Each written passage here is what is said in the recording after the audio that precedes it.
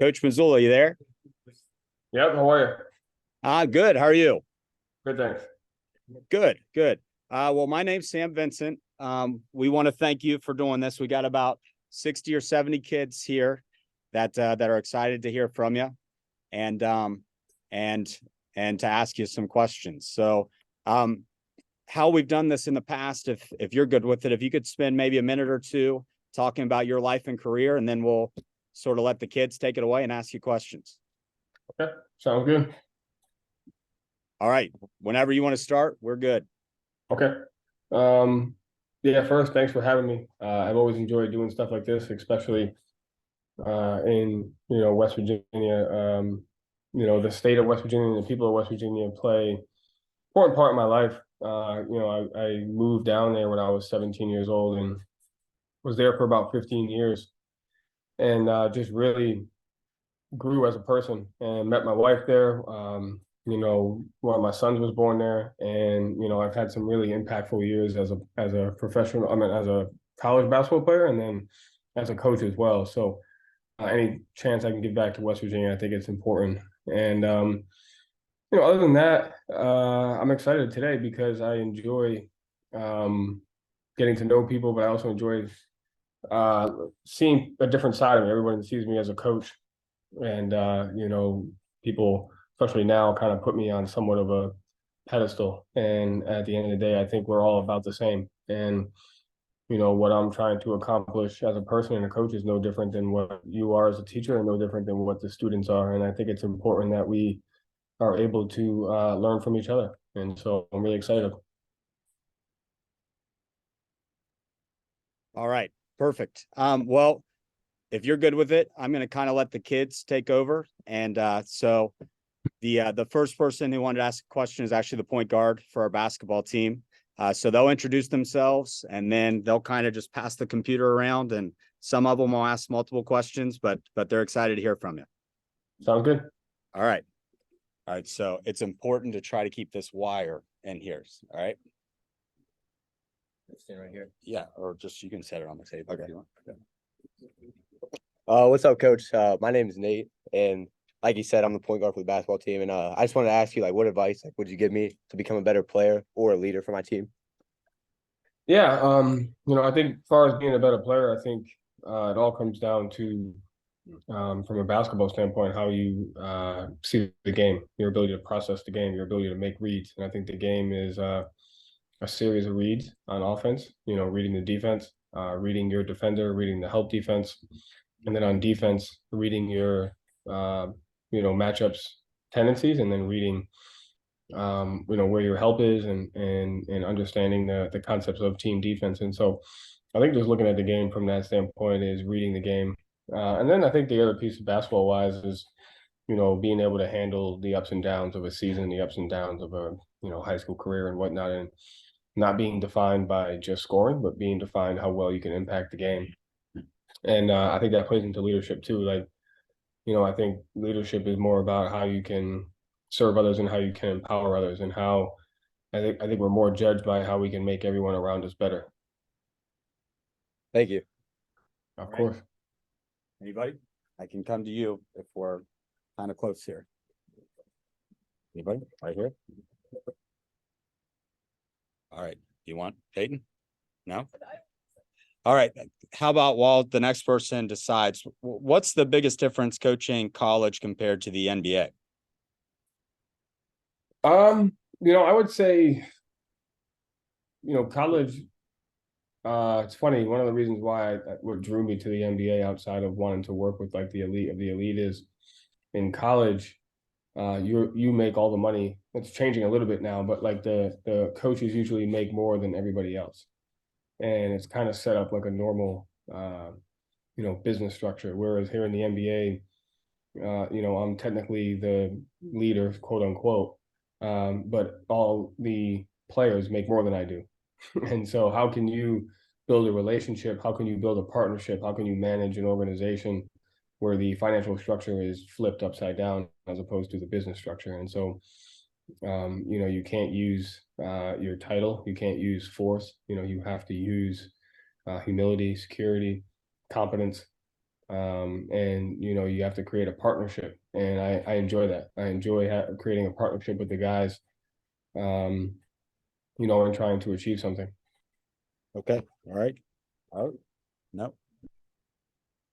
You got a Boston shirt on. Come on, Craig. Titan? No. Let me look at All right. All right. I'm going to put it right here. Oh, All right. Okay. Wait. Somebody ask a question?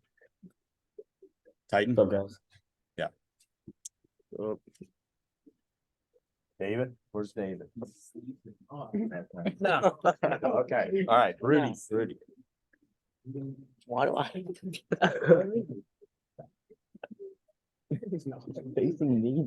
Hi, Coach. How are you doing? How are you? Good. I was wondering who's the most difficult player in the NBA for you to game plan against? I don't think it's one particular player, right? I think there's so many really good players. I think no matter who you're playing against, I think what is difficult is deciding what you're going to live with and then what you're going to take away, and knowing that either way you're going to feel a little uncomfortable. And so, I think it's more about that. Is like it's not about shutting a player down. It's about managing their weaknesses. And if you're playing against player X, it's like, can we take this away and make him have to do this? And then know, like, within the game, there's going to be times of having to adjust. You may have to adjust from that. So, every player presents a level of difficulty. And what you're finding is, like, the top players, there's no right answer. It's just a matter of what you think is best and how you can execute it the best. Okay, thank you. Coming up. Hi, Coach Mazzulla. My name's Peyton, and I'm a huge WU basketball fan. I just want to know what your relationship was like with Coach Hugs and what your opinions are of him losing the job. I obviously don't have much control over the second part of the question. But the first part, he's always been great to me. And, I think he's a misunderstood guy in the sense of he's a very competitive guy they see on the sidelines. But when you know him off the court, he really cares about you. And he cares about your well-being. And, he taught me how to build relationships with players, and he taught me how to you can be as competitive and as fiery as you want on the sidelines, but when you step off the sidelines, you have to treat them as people. And so I think that's important. And at the end of the day, like, none of us are perfect. We all make mistakes. We all go through things in life, and it's just more about how we respond to it. Sounds good. Thank you. You got it. Move just a little bit.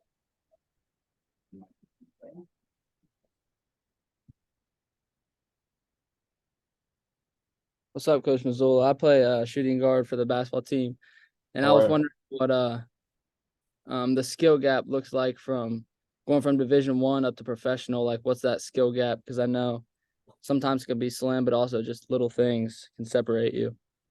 Yeah, I would say the skill gap is one thing, but I think it's the basketball IQ is another. Like, I think the game is just completely different. And I think the other piece is, like, usually what a player does in college, they're asked to do something completely different at the next level. And so it's having the ability to change your role, change your game, change your expectations. You got to think everybody on our team was or close to the best player on their college team, and that's just not the case when they get here. And so, do you have the humility? Do you have the flexibility to buy into a role, to make your game well-rounded? Where in college you might be a scorer, well, here you got to be a defender. And so you see that a lot. You see players that like played certain positions in college, and then when they get to the NBA, they play different positions and they have a level of success. So I think the skill is definitely an important piece, but I think it's the basketball IQ, and then it's the ability to make your game well-rounded. Right. Thank you, Coach. Yeah. I can't go that far. I'm sorry. All right. Yeah.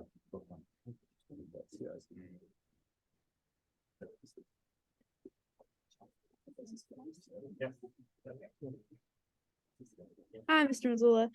I have two questions actually for you today. First one, I'll start with a more serious one. I ask, what are some aspects you aspire for your team to be as players or as people in general, or even like some something you aspire to be as a coach or a person? That's a great one. I think our players, it's so cool seeing our players because everybody sees them as NBA players and sees them on TV playing a sport, but I get to see them who they are as people. And I enjoy getting to know them as people, and I enjoy watching them just live their life and be, normal, so to speak. And each guy has certain hobbies and certain personalities, and I think it's important that to focus on them as people more than basketball players, knowing that they're really, really great players. And so I aspire to just watch them grow. It's funny, we have guys that are married with kids, we have guys that are single, we have guys that have girlfriends, we have all different kind of players. And so it's cool building different relationships with each guy. And for me personally, I think I just aspire to it's funny. I think what we're doing now, like, I think people look at me as like, oh, the head coach of the Boston Celtics, but in reality, I'm just a guy that coaches basketball. And you can live your life a certain way and achieve your dreams without losing who you are as a person. And so faith has always been important to me, and I've chosen not to compromise that to get to where I want to get to, and just stay true to that. And so just try to be a example of, hope and work ethic.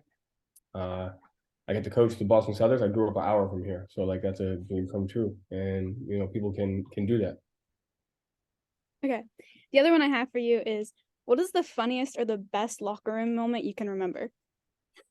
As a player or a coach? Either one. Man, I don't know. It's a good question. I can't think of one. Can't think of Okay. one. Well, thank you. Thanks. Right. You can ask. Yep. Oh Lord. All right, it's me again. So No. you watch a lot of basketball, you know a lot about basketball, and you've seen a lot of players come through. So in your opinion, who do you think the greatest of all time is? I mean, you did. I don't know. My opinion, my favorite player is Kobe. I Kobe? don't know. Yeah, so he's my favorite. I don't know if he's the greatest or not. I think you can debate about that, but I just enjoyed learning about Kobe. Well, how he's grown, as how he grew as a player. He spoke multiple languages. He was well rounded in music. He liked soccer. He found other passions and found a way to relate those to basketball. And so it was really cool just kind of studying that. All right, thank you. Right. Buffer here. All right. While our next person's coming up to ask a question, can you kind of say how you deal with pressure? Obviously, being the head coach of the Celtics is a pressure-packed career job. How do you deal with pressure and anxiety and that kind of stuff? Yeah, I mean, it's two for me. One, it's faith-based. So having an understanding that for me personally, I feel like this was God's plan for me to be here. I'm grateful that He gave me this opportunity, and that in some capacity He'll give me what I need to succeed, whatever that definition of success is. And so having that comfort and trust in that. And I think the other piece of mental performance is what I like to call it, is like just having a constant understanding and knowing what anxiety is, what stress is, and how you can navigate that as a person. And it looks different for each person. And so, at the end of the day, like, you can't run from pressure. You can't run from expectations. They're there. And it's a matter of acknowledging that they're there, and then focusing on like the things that you can control and the things that are within your realm of how you can achieve them. But I think they're both, like, to me, pressure and expectations are gifts, and they're both like, I wouldn't have it any other way. And part of the beauty of having this job, it comes with the tradition and the expectations, and I think that's part of what makes it an awesome job. Perfect. All right. We're going to get another student up here. All right. Anybody? All right. Okay. Caleb. You want to ask somebody? Hey, what's up, coach? How you doing? I was wondering what it was like transitioning over from the assistant head coach of the Boston Celtics to the head coach of the Boston Celtics. Yeah, it's a good question. You know, for 3 years, I was the guy that just kind of came in and minded my own business and, you know, sat behind the bench and really just focused on my role. And overnight, it turned into like, you know, me having to learn how to take ownership over the entire building and take ownership over decisions and take ownership over your culture.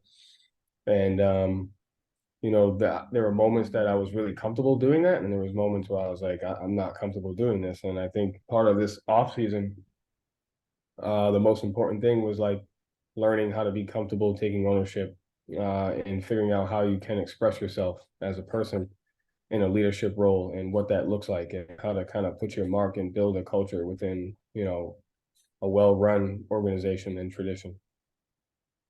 All right, thank you.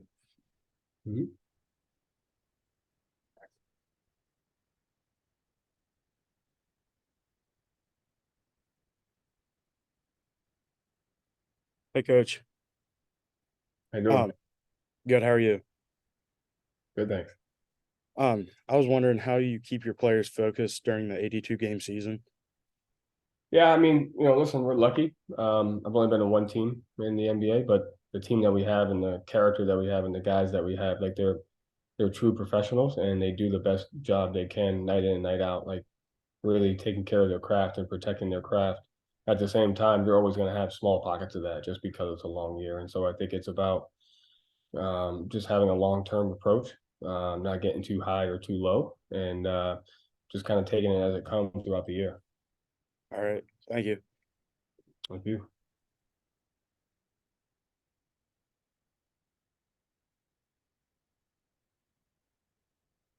Hey, Coach, how are you? My name's Landon. I was How are just ya? wondering, my question, what is the off season like for an NBA head coach? It can vary. You know, I think you can do as much as you want or as little as you want, and you kind of have the freedom to really figure out how you want to grow. And so you can go down. You know, there's obviously you have to spend time doing an autopsy on the seasons past, what went well, what didn't went well. I think you have to spend time studying trends. You know, where's the game going? Where you need to improve, where you need to keep up. You know, where are some small areas that you might be able to kind of differentiate yourself and get ahead of the trends. And then for me personally, it's a large part of personal growth. And so I think, you know, because, you know, to me, we're more than just coaches, that like who you are as a person is going to kind of show itself throughout the year. And so just constantly pushing yourself to grow and then try to catch up on as much family time as I can. Thank you. Mhm.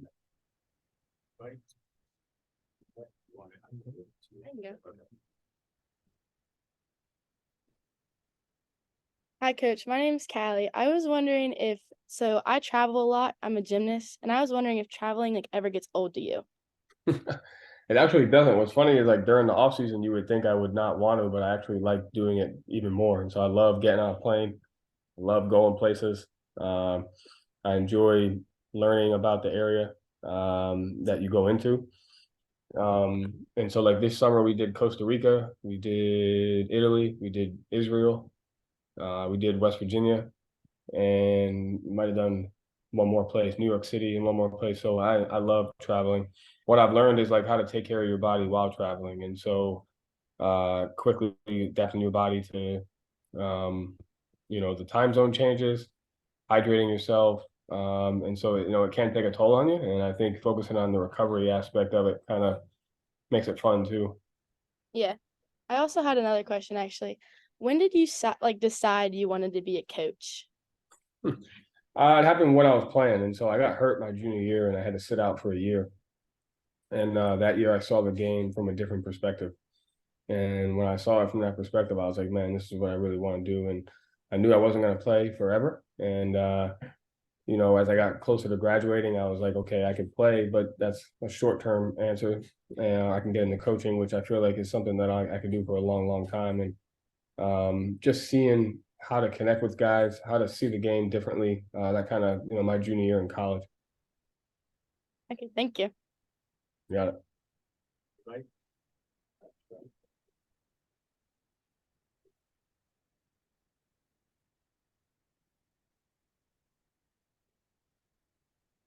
What's up, Coach? I had a two-part question. I was gonna first ask, like with players in the off season, like obviously when you get to the NBA, everybody thinks like, oh, you made it, but in reality, like they have to work harder than they really ever have.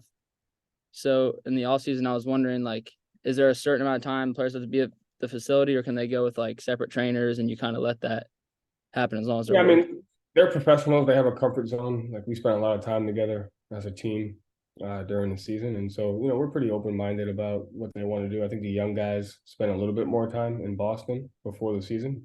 Just working on their craft, getting used to the organization, the league, the structure. And as you get older, you kind of pick and choose. But at the end of the day, like we trust our guys. They're professionals, and they all do a great job taking care of themselves on and off the court during the off season.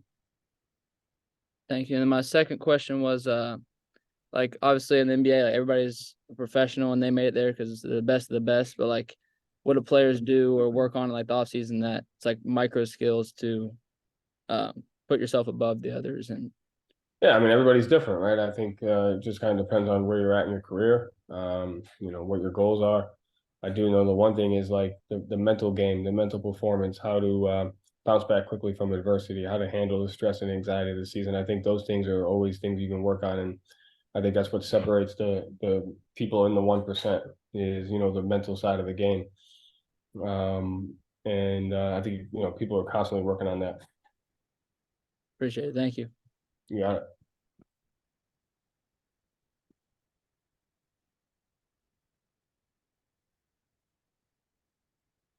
Hey, Coach. My name's Shannon, and my question for you is, do you have a favorite game that you coached? And if so, why is it your favorite game What was my favorite game last year? that you coached ever? Ooh, ever? Oh man. One stuck out last year was like we were at Toronto. It was the second night of a back-to-back, and we had like 3 or 4 guys out, and we just battled. And I remember like Al Horford and a couple of guys made some really big plays, and it was just like a really gutsy win. And so I think throughout the year, that was kind of like my favorite game to coach because it was just a really hard environment, and we found a way to win. All right, thank you. I can't get it that far back.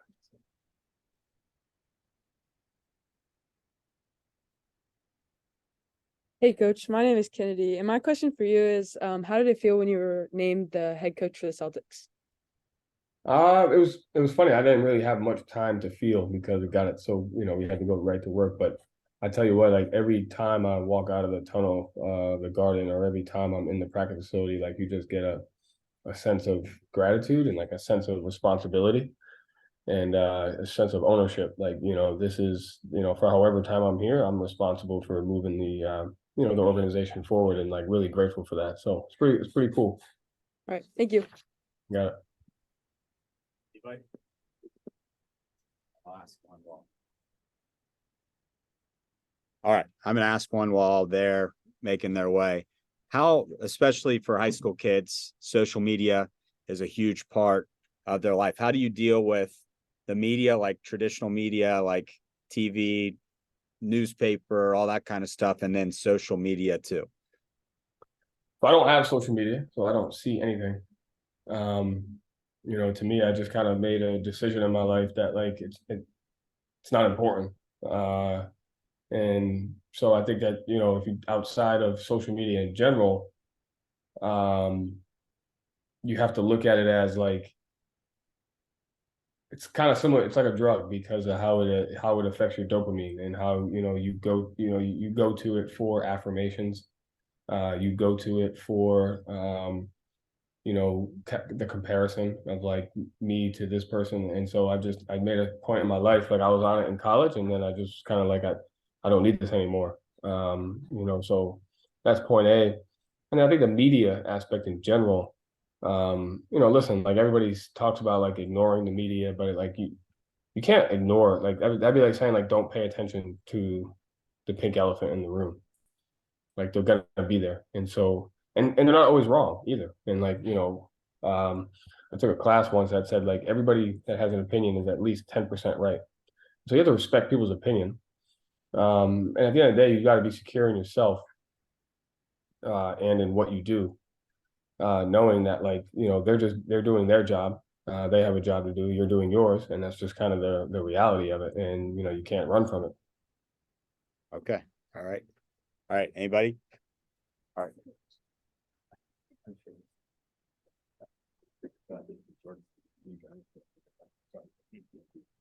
Hey, Coach Mazzulla, how are you? How are you? I'm all right, thank you. If coaching didn't work out, what do you think you would be doing? Ooh, that's funny. Maybe some sort of like a pastor. I've always enjoyed like, you know, my faith and leadership. So like leading people through, you know, biblical principles was the idea. I thought I was gonna go into the military when I was done playing. And the other one would be I really like to argue, so probably like a lawyer. I love a good argument. Yeah. Thank you. Hey, Coach Mazzulla, do you have a favorite practice or game memory at WVU? My favorite game was the Big East championship game, and you know I still remember it when we go to Madison Square Garden and play the Knicks. Being in the Garden for the Big East tournament, winning the Big East tournament at like the pinnacle of the Big East tournament, like it's rain and it's the strength of schedule in the conference. You know, winning the Big East tournament at Madison Square Garden was probably the coolest moment. Thank you. You got it.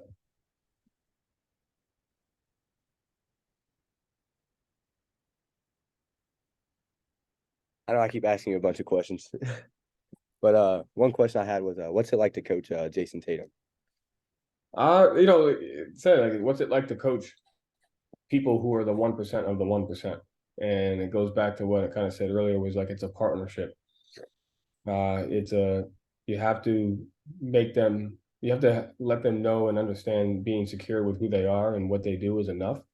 At the same time, there's always small ways that you can really improve to become even better. And so it's like that balance of like who you are and what you do is good enough. Like you're great, you got here. At the same time, can we constantly find small ways to improve, reinvent ourselves, different ways to think the game? And so working with all our guys who are the 1% of the 1%, I think that's a really fun challenge. I had one more question. Like, you know, you're around all these like big names and superstars. Like, does that life ever become normal for you? I'm fighting like hell to make sure it doesn't. I'll tell you that.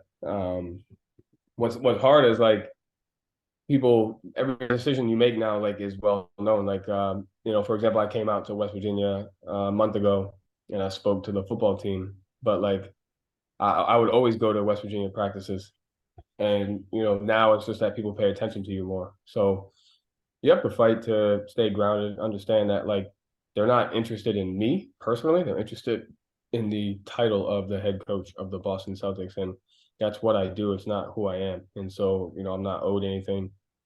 I'm not any more important than anybody else. It's just for right now, hopefully for a long time, I have the responsibility of this identity and this opportunity to, you know, make an impact on people. And so, you know, you have to try to take advantage of that. And so with all those like experiences and people you met, like have you ever had like a I made it moment? Like you kind of like reminisce and you were like, I actually like made it this far?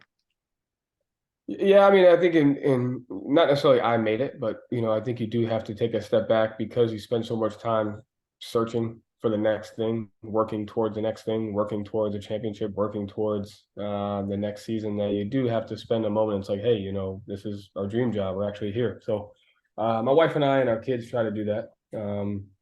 And I think you just do it through gratitude. You do it through perspective. And I think you do it through like, just can't take yourself too serious. You know, you gotta be able to laugh at yourself. You gotta be able to make fun of yourself. You gotta be able to know that like, just because I am who I am doesn't mean I'm better than other people. It's just, this is where I'm at right now. All right, thank you. Yeah.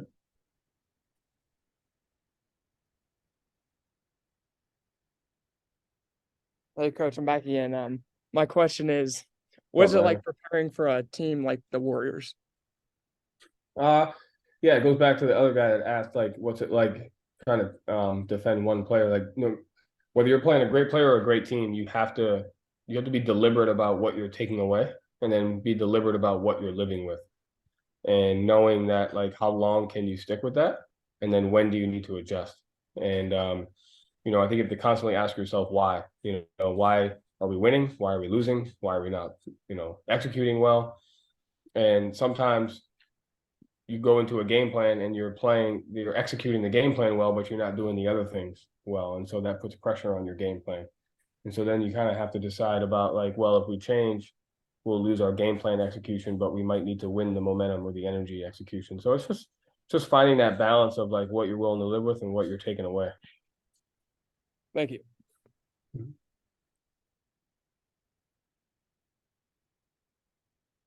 Hey, coach. I was just wondering how hard it was to tell Danny Ainge that you're going to stay at Fairmont State. I cried the entire flight back to West Virginia from Boston because it was extremely hard. And, I was grateful that he offered me the first time. But, as I said before, like my faith has always been the most important. I felt like it was the right thing to do and where God was calling me to do at that time. And I had to trust that, there was something bigger at play. And so when I had my first opportunity, I didn't go chase it. I just tried to remain steadfast. And, fortunately, it worked out. All right, thank you.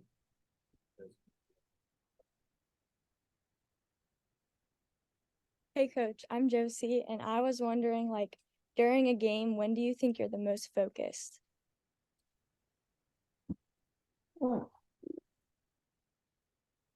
I'd say right after the timeout.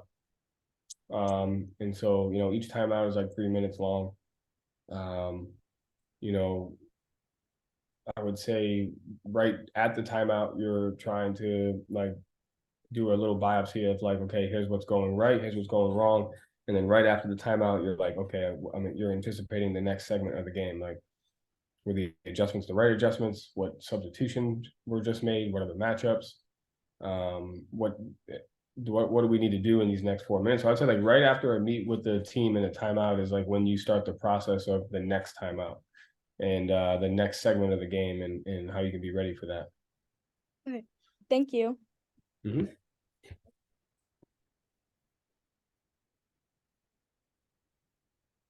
You want to go? All right.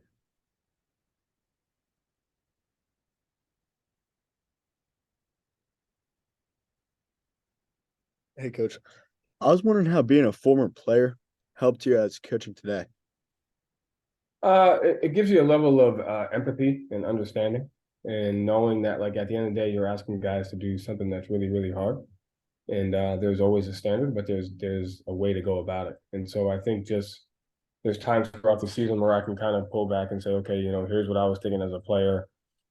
So I need to adjust my communication style because of this. And so I think it just helps me shape communication and shape perspective. Okay, thank you.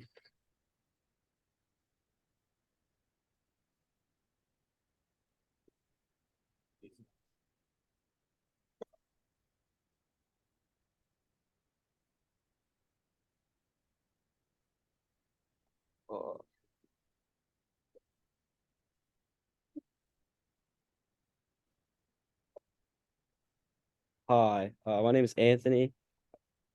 I was wondering, what do you and your team do like outside of season to bond more and get a better relationship as a team? One of the things we do is like I said, most of our guys spend time either in their hometown or in like one of their favorite cities, and the coaches will fly out there and spend a couple days. And so I think just going out there, spending that time with them, seeing them in their element, and then just doing things together, like whether it's going out to eat, whether it's playing video games, you're just trying to build that relationship. All right, thank you. Yeah.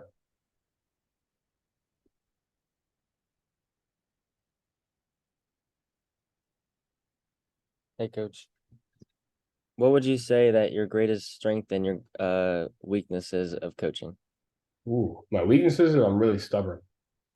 And like I want it done this way and we're doing it this way. And I'll die on that sword. From the standpoint of like I really try to eliminate the emotion and strictly look at the game from a logical standpoint. And the logic and the analytic like will work itself out. And so at times I don't take into account the emotional side of the game. I've kind of trained myself to like eliminate emotion, but not everybody has done that, and so that can be a weakness at times because I won't be as flexible. And I would say a strength is like just knowing that, like, even though I'm the head coach, I may not even be the best coach on the staff. And I think it's important to listen to others, empower others. And I would say my biggest strength is like my security in who I am. Like, I know who I am.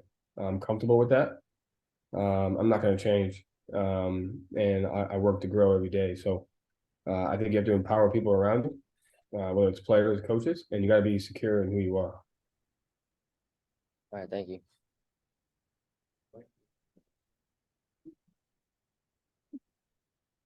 Who does?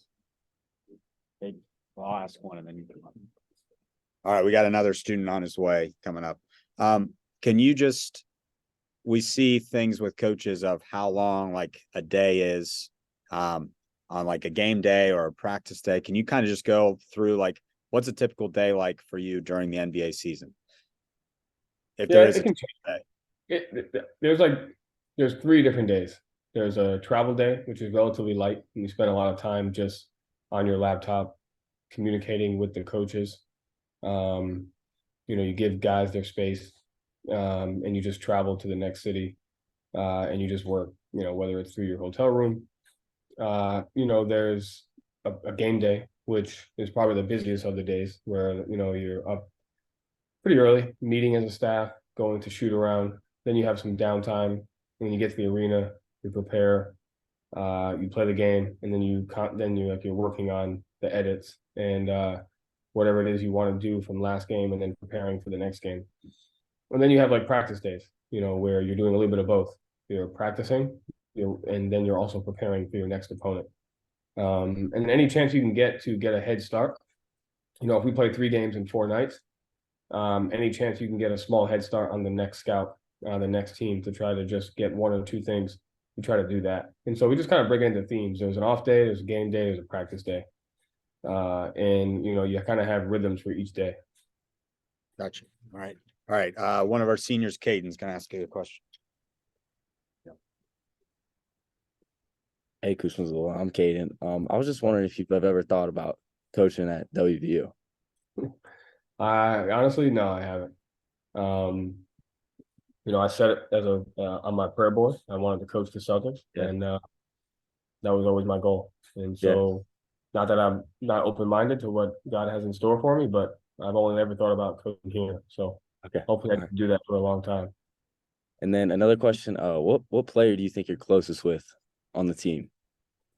So I have I like to think I have a unique relationship with each guy, right? Because like I said before, each guy is different. There are guys that are married with 5 kids. There are guys that are married with 2 kids. There are guys that are single. There are guys that are in that have girlfriends, trying to be in serious relationships. And so like, I think the cool part is like finding a unique relationship with each player, and it's going to look different for each. And so like, I just try to pick one thing that you can connect, with each guy on. So I think each relationship is different. Okay, thank you. Mm-hmm.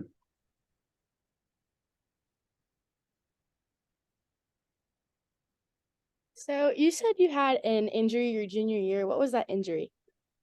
I had a growth plate fracture in my shoulder. So like my growth plate broke and they had to screw it back together. So I couldn't really use my left shoulder for about a year or so.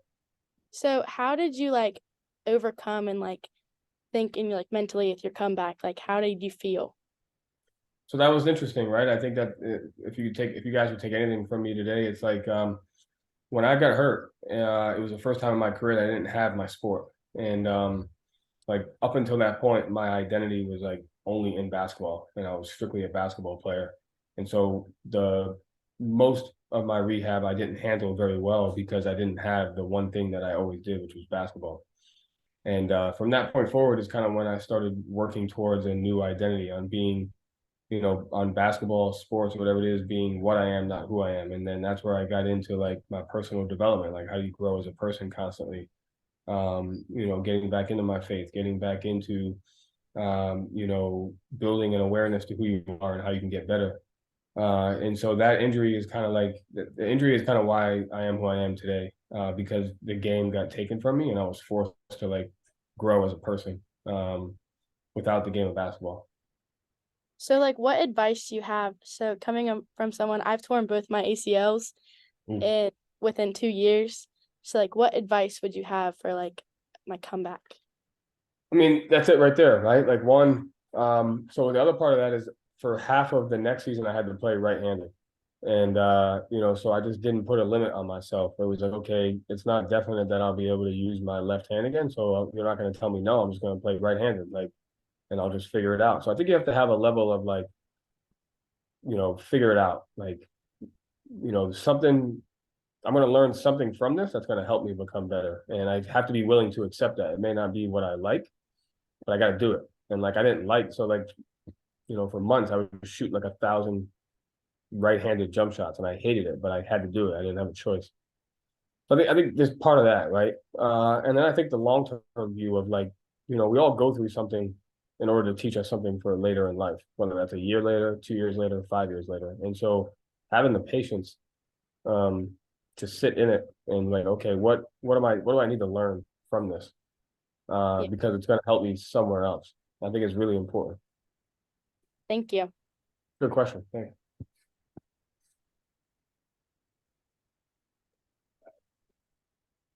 Hi, Coach. I'm Ben, and random question. I was gonna ask you, did you go to any of those alumni games last year? I don't think I made any, but I think I made the one TBT game against Martha. Thank you. Yep. Hey, Coach Mazzulla, have you taken anything out of Coach Hugs' coaching style to your coaching style now? If so, how is your coaching style similar? Are you related to him? No, I just love basketball. The biggest thing I took from him was relationship management, and so he didn't treat everybody the same, but he treated everybody fairly, and so he was very hard on the best players, and then he gave some grace to the best players at times, and then he was really hard on the role players, and then he gave some grace to the role players, and so he was a genius at the balance of roster management, and so he built a unique relationship with each guy. He was really, really hard on his best players, and he was really hard on his role players. And then he found time to turn it off. And the other thing was like, nothing was ever personal. And so he would yell at you on the court, and then he would go to have lunch with you off the court. And so what you did on the court didn't carry over to the locker room, to if he saw you in the office, like he turned it off. So, he was able to turn it on and off. Sounds good. Thank you. You got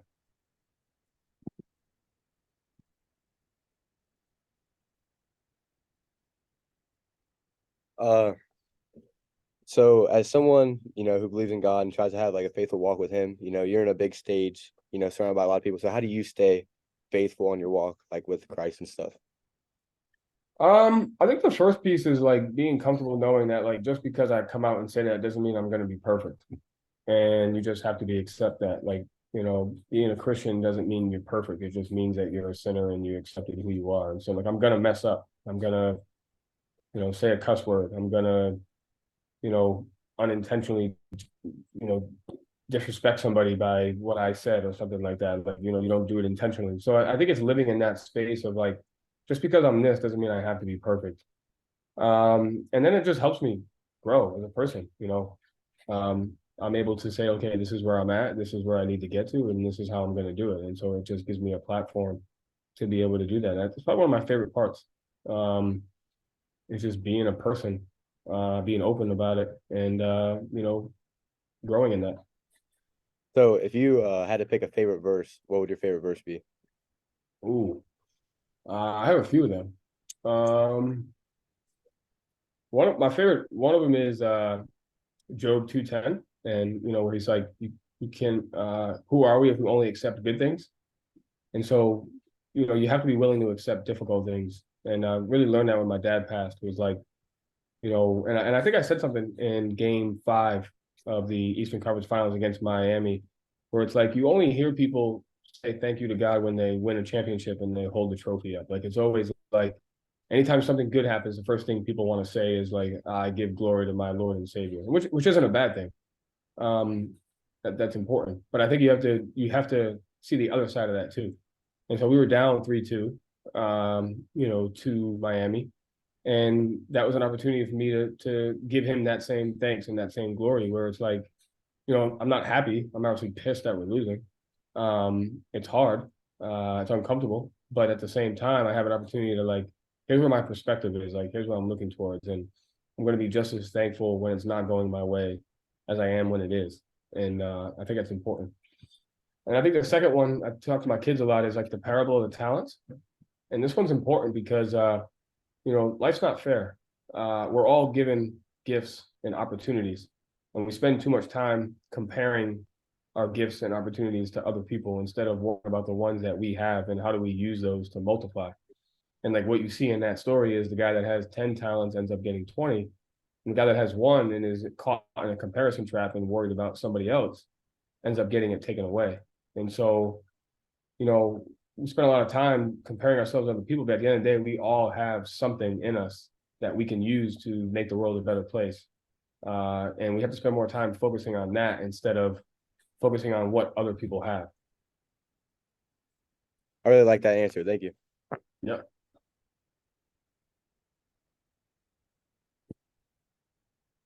Hi. Hello. Okay. So you had mentioned earlier that people are usually interested in like the head coach title. Like you have to remind yourself of that. And I'm a student journalist, so I interview a lot of people. And so that's one of my favorite things. And I really like to get them to know them personally. And I always like to ask this question. And it honestly stumps people a lot because you have to answer about themselves. And so I always ask, like, if you were just a random person out on the street and a stranger walked up to you and asked you, tell me something about you or tell me some things that you would want people to know about yourself, what would you say? I firmly believe in Jesus. Like that would be number one. Actually, someone asked me that the other day. They were like, what do you want the media to say about you? And I was like, nothing. I don't want them to say anything. Like, I don't care what they say. Like, I can't control that. What I want them to know is like who I am as a person, regardless of the circumstances. And it doesn't mean that like I'm always a good person. Like, yeah, I can be sarcastic. I can be a little like snide. And that's okay. But like I could care less what people say about me as far as opinions. What they have to know is that I truly believe, like my faith is the most important thing, and then my family is the second most important thing. Anything other than that, that's your opinion, and I don't really care. Thank you. Did I get stumped? No, actually, that's like you're like the first person who hasn't. I actually interviewed someone yesterday and they could not tell me. So yeah, it's important to know that because you know why? Because like the question you asked is like, whenever this title gets taken from me, people aren't going to be interested in me anymore. And you can't lose who you are along the way. And so, I can make a phone call or like I could email anyone and they're going to email me back, not because it says it's my name, but because it says @Celtics.com.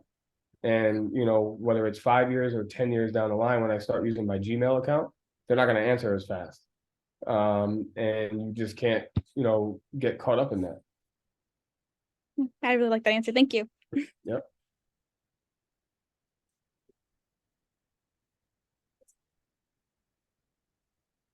Hi coach. My name's Andrew, and I was just curious, like, what is the atmosphere like in the NBA? In like the arena or Yeah, like just overall in the NBA, like the atmosphere with the players, the fans, everything. the atmosphere with the players is like, I don't know, it's a group of high level people.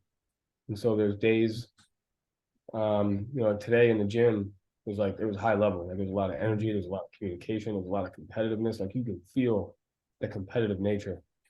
The atmosphere in the arena is like, because we play for the Celtics, we have fans in every city. And so you walk out of the tunnel and you can feel the fan base. You can feel the passion of what it means to be a Celtic. And that's like that's really cool. Thank you.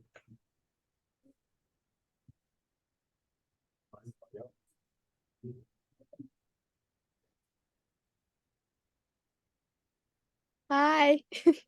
doing? So this is a kind of like different question. What music do you listen to before games? Or like what's your favorite song? Me personally? Yes. Or All right, like so I'll maybe like a team playlist or something. I don't know. like the team, what the team listen to, Yeah, or like me. well, you. Yeah, you. So Sorry, that's an sorry. interesting point. So music is one of my favorite things, and what you'll learn about music is it is made to affect your heart rate.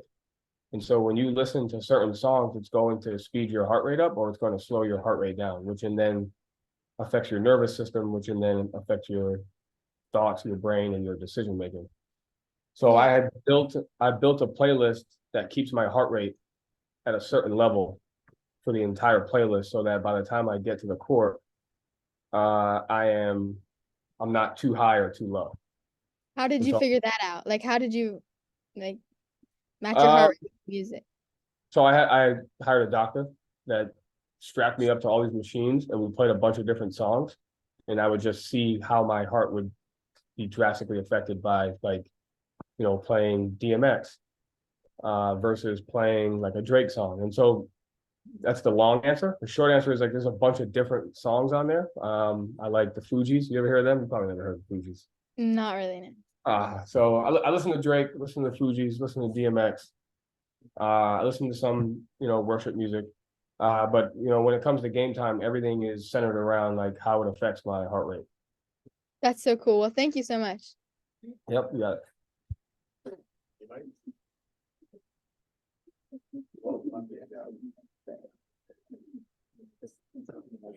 I have another question. Who are you the most close with when you're playing for WVU, like on the basketball team? That's funny. Like pretty much the whole team. So when I was a freshman, there was 8 of us, and we all lived in the same. There was 4 people in one room, 4 people in another, and so that's like half the team. And so I was really close with like all the guys that we came in with because we started together. And even when there was a coaching change, so I played for Coach Beeline for a year, and then Coach Huggins. When there was a coaching change, we all stuck together and all stayed. And so, really the whole team came close. All right, thank you. Mm-hmm.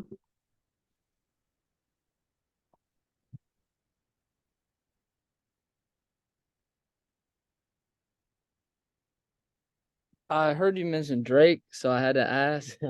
I'm a big Drake guy, so I was wondering what your favorite song is. I know I'm mad. He just pushed back his album again. It was supposed to come out in 2 days. I know. It's October 6th now. I'm a little bit sick. I was pissed about that. I know. So I like a lot of I like all his songs that like tell a story. So I like the it's probably a bad name, but like what's the effing fans one? Oh yeah, so, on Certified. So like I don't agree. I don't obviously condone what he's doing, but like you could in a lot of his songs he's going through an identity crisis. Like he really likes this person, he wants to be with her, but like he's getting caught up in the distractions and the temptations of society, and like it's taking him away from what he really wants. And so I like his songs that like tell a story like that, to where it's like he's very vulnerable and open about how he feels, and then like it's easy to connect because I think we all go through times with that. Like I remember, as a kid, like I wanted to do the right thing, but then I chose not to do it, and so I like those kind of songs. Right. I saw recently somebody asked him like why he doesn't make certain type of songs like he used to, like more love songs. And he says like he can't write about something unless it's something he's going through like at the moment. Like he can't just fake make up an emotion to write about. So I thought that was pretty cool. Yeah. So I like those. I like the stories. Right. Appreciate it.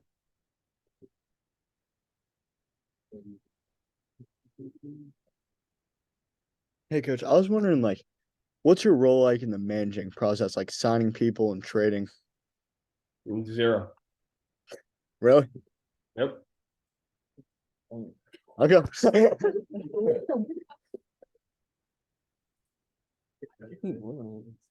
got a question? We don't have a lot of time left. So if you want to Hey coach. What cities in the NBA do you think have the best and the worst fans? Ooh. I mean, define best and worst. Like which ones would I like playing against? Like Philly fans are tough. Philly fans are like Boston fans. Like they're very passionate. They'll yell at you. I've gotten booed. A couple guys waiting off the bus when I got there. I would say Utah has really good. They have a really cool atmosphere. So, but like I said, like it's cool going into most cities that we go into, the arena is like 40% Celtic fans, except for Philly, really except for Philly and maybe a couple other ones. But so it's cool seeing that side of it. Thank you.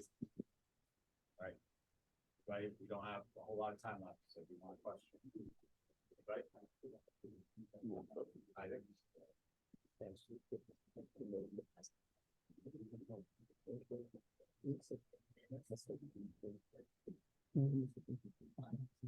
Hey, coach, who would you say is the funniest guy in the locker room? Funniest? Yeah.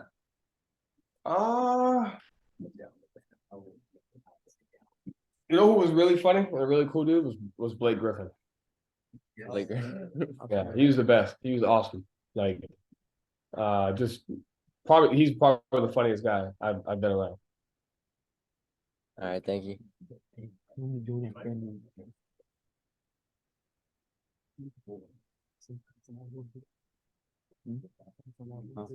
All right, we're running out of time, so I'm gonna try to get like 2 or 3 more questions and then call it a day. All right, Caden, you have a question? Okay. All right, here we go. Hey, coach, I'm back again. I just wanted to know like what you thought about the upcoming season with a new coach coming in at WVU. I haven't put too much thought into it because I haven't followed the team. What I do know about Coach is like I've known him. He's been there since 2006. Whenever we got there, and he's worked his way up. Like he was a GA, he was a video coordinator. He was ops guy, so he knows every level of the organization. And regardless of your coaching experience, that's going to come with time. The ability to have a temperature gauge on the entire organization and worked at each level is going to really pay in dividends. So I got a lot of faith in him because he's gone through all this before. Okay, thank you.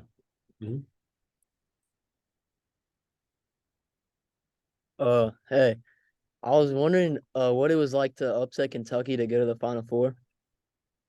It was pretty fun. Didn't really see that one coming, but really enjoyed it. And like I said before, as cool as the Final Four was, the Big East Championship was much cooler to me. All right. I have a very specific and good question. What are your thoughts on Al Horford? He's one of the best human beings I've ever known. I'm actually going to church with him tonight. He's the epitome of professionalism. And so, he's 37. He takes the utmost care of his body, takes care of his mind, values his wife, his kids. And, it's interesting because I coach him, but he's older than me. And so we've grown to have a unique relationship, and it's been really cool. And, he's just one of the most humble guys you'll ever meet. Awesome. Thank you. Anybody?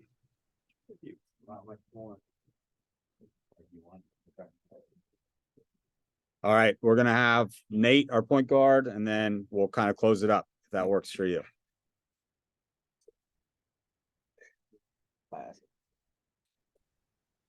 There we go. All right. So the question I have, no one wanted me to ask because it's kind of, but I'm turning 17 on Monday, so I was wondering if you could give me 2 or 3 tickets to the season home opener. I mean, worst you could say was no, so I thought I'd ask. I can't. I'm sorry. All right. Thank you. All right, anybody? All right, I'm gonna get you out on this question if you would. A few years ago when we started doing this, one of our students said we should finish with what's 1 or 2 pieces of life advice that you would give to a high school student, to kids, whether they're going to college or going to the workforce. What's a piece of life advice that you would give them? Yeah, we touched on it a little bit. But I would say there's nothing more important than having the courage to be yourself. And now that I'm it's funny, I was never cool when I was in school. When I was in middle school and high school, I got picked on a lot. And I was never really a quote unquote cool kid. And the 3 things that I quit doing because I stayed in sports were learn a language, play piano, and do martial arts. Now that I'm like older, I picked back all three and I regret not sticking with those. And it's not that I would have quit sports, but I wish I would have stuck with one of them on the side. But I didn't always have the courage to like be myself. Like I was in the chess club, I was in the piano club, I was in martial arts, and I was in like Spanish club. And now like all I do on my free time is either learn Spanish, play chess, do martial arts, or try to play the piano. And you know, I tell my kids that too, like you've got to just have the courage to be who you are and do what you want and have this approach that like everything I'm learning now is going to help me when I become a father, a mother, a CEO, a leader. And we don't realize the foundation we can set for ourselves, you know, by taking high school serious and by having the courage to be ourselves early in life. And I remember more about my high school days than I did college because they were like the foundation of kind of who I became. All right, perfect. Well, we can't thank you enough for taking the time to do this with us. I know it's going to have a big impact on the students that were here. So thank you so much. Of course, thanks for having me. I appreciate it. All right, thank you. Later. All right, bye.